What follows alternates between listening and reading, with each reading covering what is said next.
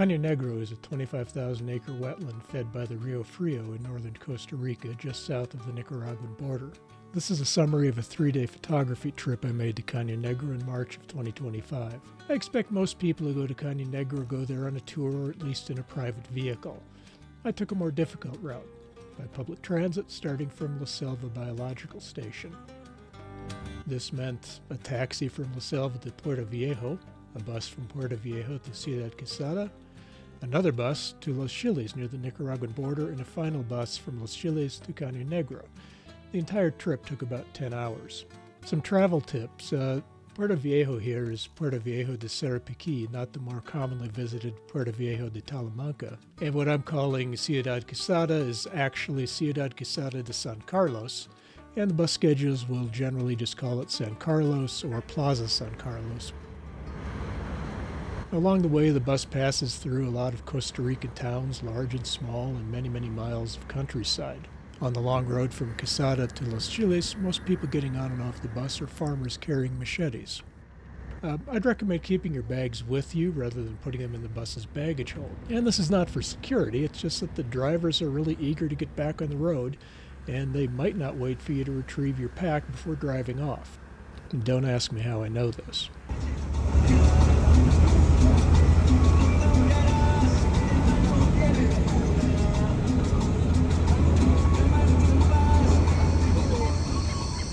The last stretch is on a very local bus along a very slow, very rough road. But when you finally arrive at Caño Negro, the payoff is an abundance of birds and wildlife. The closing credits to this video are a full list of the species I managed to photograph. The best opportunities for wildlife are in boat tours. You'll get multiple chances to see most bird species, often very close range and nearly at eye level. On the other hand, you have to shoot from a moving boat, and so you'll need all of those chances.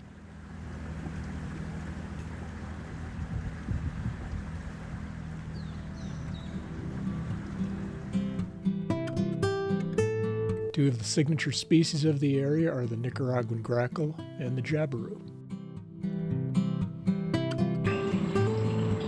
Unsurprisingly, most of the birds in the area are fish eaters, egrets, herons, anhingas, and cormorants.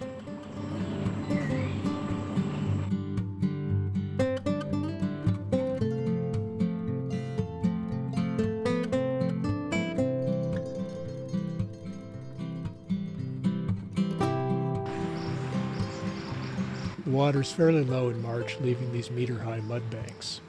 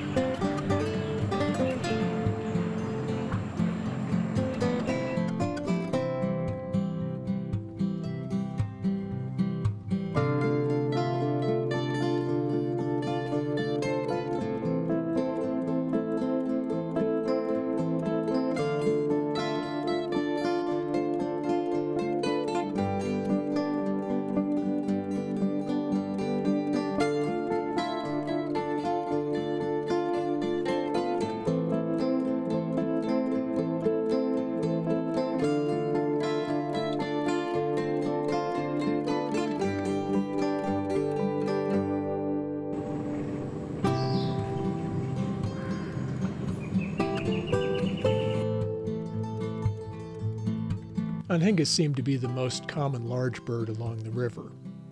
And anhingas don't grab the fish, they stab the fish. And that means a lot of work to first get the fish loose, then flip it up in the air and swallow it.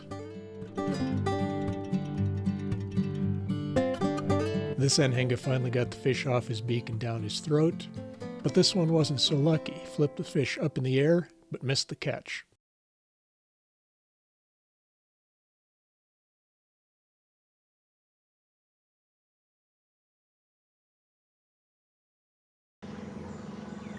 Stick around to the end to see if this anhinga gets his lunch.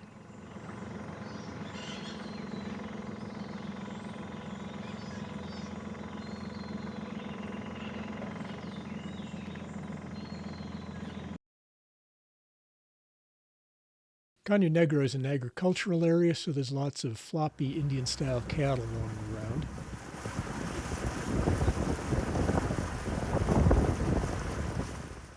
And other mammals I saw went from the prosaic, like this squirrel, to the unexpected, like this anteater.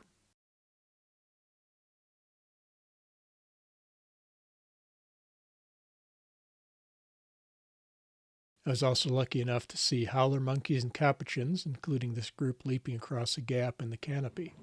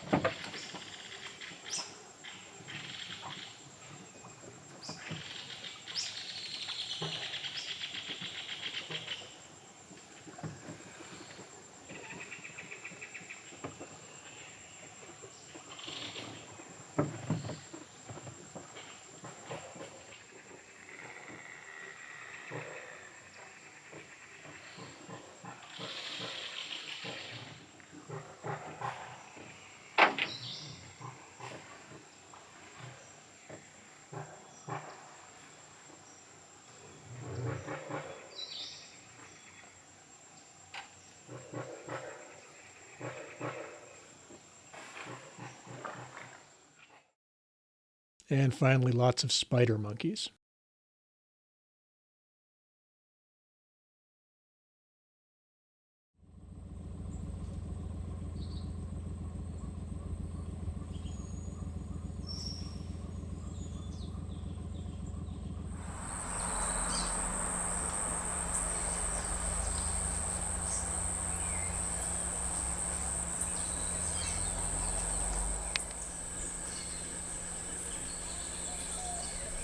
These spider monkeys were actually just outside my door at the Hotel de Campo.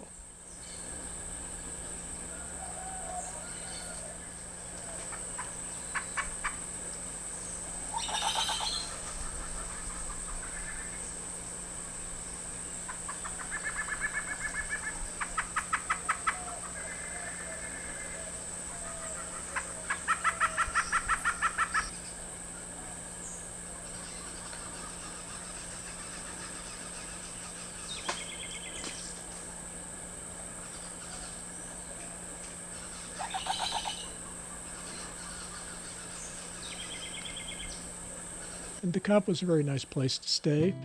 It has 2-unit casitas and an outdoor restaurant. And besides the garden area right around the casitas and the restaurant, they have additional land across the road, giving lots of opportunities for self-guided safaris.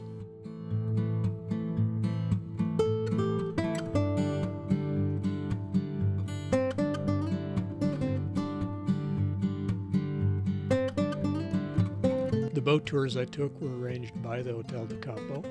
And just remember, Andrea, who runs the place, is originally Swiss, so be on time for your tours.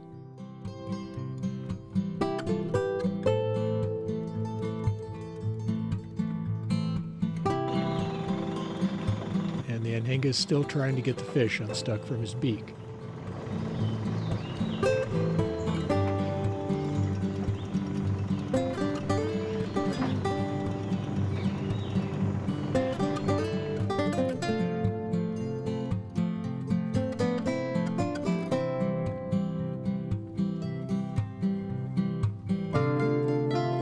Hotel de Campo sits right on the edge of the wetland, but you have to be careful on walks in the wetland because Caño Negro is just absolutely loaded with caimans.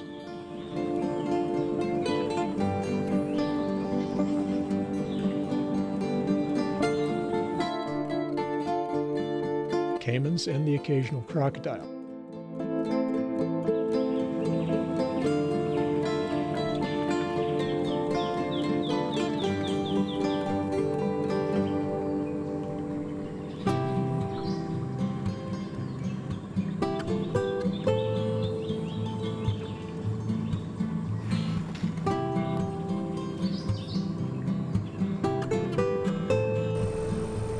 Plus smaller reptiles and amphibians.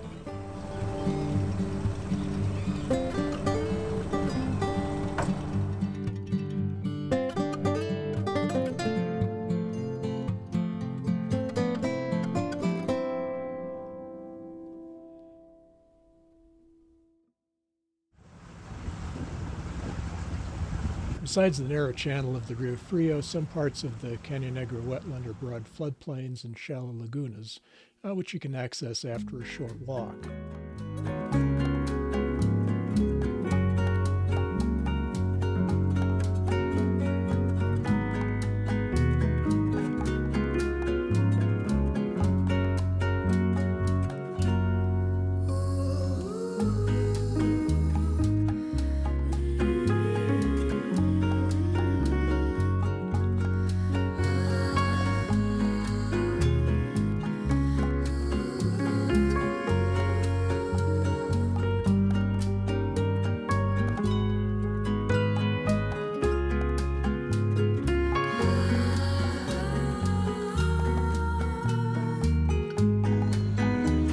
And he's still trying.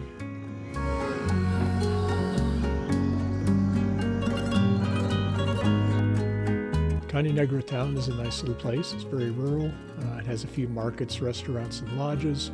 Some of these I think are only open on the weekends when the whole place gets very crowded with people looking for fishing in La Fiesta.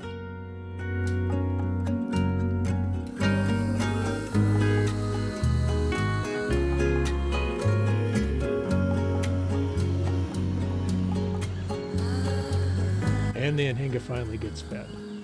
Thanks for watching.